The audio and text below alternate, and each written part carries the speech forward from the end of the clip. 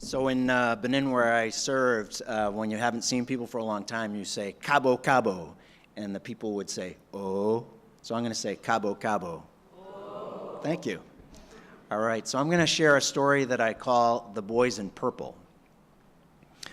So there's a moment in every Peace Corps volunteer service when they realize that they've reached a turning point in the struggle that they've had with all that's been new and different about their host country. It's as if they've crossed a bridge in themselves and they'll never be the same. In the summer of 1987, a Peace Corps friend of mine invited me to a harvest festival, a big fete in his village, about 50 miles away from where I was living in Porto Novo, on the other side of the Waimea River.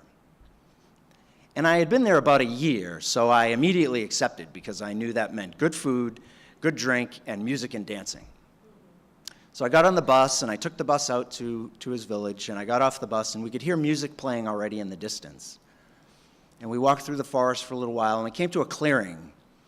And in the clearing, there were a couple of hundred people standing around, and on one side, there was a group of traditional drummers, maybe 10 guys playing drums, and next to them, a group of women singing to the drums.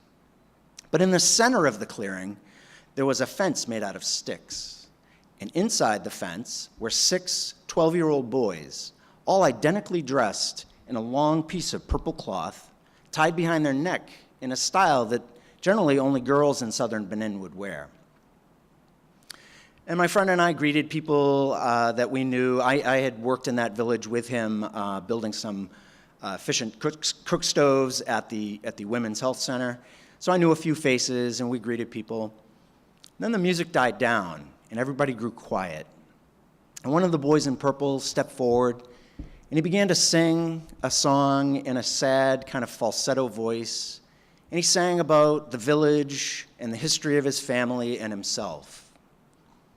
Suddenly, the drums began again, very loud, very fast, and he flung himself to the ground and began to roll back and forth in the dirt to the rhythm of the drums. And this went on for quite a while. And then the drums stopped just as suddenly, and he stood up, and he stepped back, and he took his place with the other boys. At that point, one of the village elders stepped forward, and he raised a cup of palm wine, and he greeted the people that were there celebrating at the festival, and he poured a libation, and he thanked the ancestors for the rains that had come on time and the harvest that had followed. And he also turned to the 6 boys, and he asked the ancestors to watch out for them as they began an important journey. After that, we all raised a glass, and then the fete went on till late that night. The next morning, I asked my friend's neighbor, what was the significance of the boys in purple? And he explained. He said, the night before the festival, they were woken up in the middle of the night by their fathers and their uncles, and they were taken to a secluded part of the forest. And there, they had their clothes changed, and they would live in the forest for a year, learning how to hunt and protect the village, learning traditional ceremonies, and learning how to participate as an adult in the workings of the village. He said further, they were dressed that way in order to fool any malevolent spirits in the forest about their identity, but more importantly, to mark the end of their boyhood when they were free to socialize with women and girls in the village.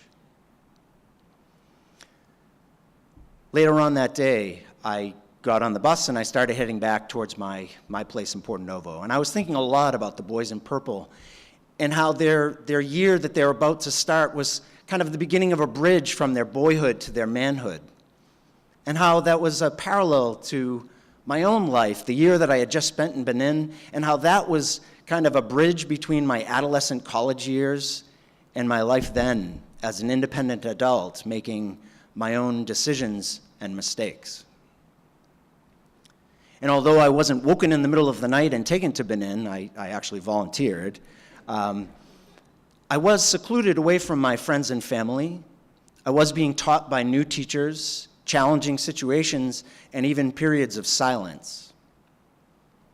And although I wasn't learning to hunt or to fight in mock combat, I had learned a lot about my physical limitations, working under the equatorial sun while fighting bouts of malaria, giardia, dysentery, and dengue fever, all in the first year. And although I wasn't learning any traditional practices, living among people of other faiths had opened my mind to different perspectives and beliefs. And finally, although I wasn't forced to wear a purple dress, I did grow very fond of colorful, comfortable African clothes. It was on that bus ride back to Porto Novo, as the bus crossed the bridge over the Waimea River, that I realized that I had crossed a bridge in myself, and that even if I had gone home at that time, I would be changed forever. Thank you.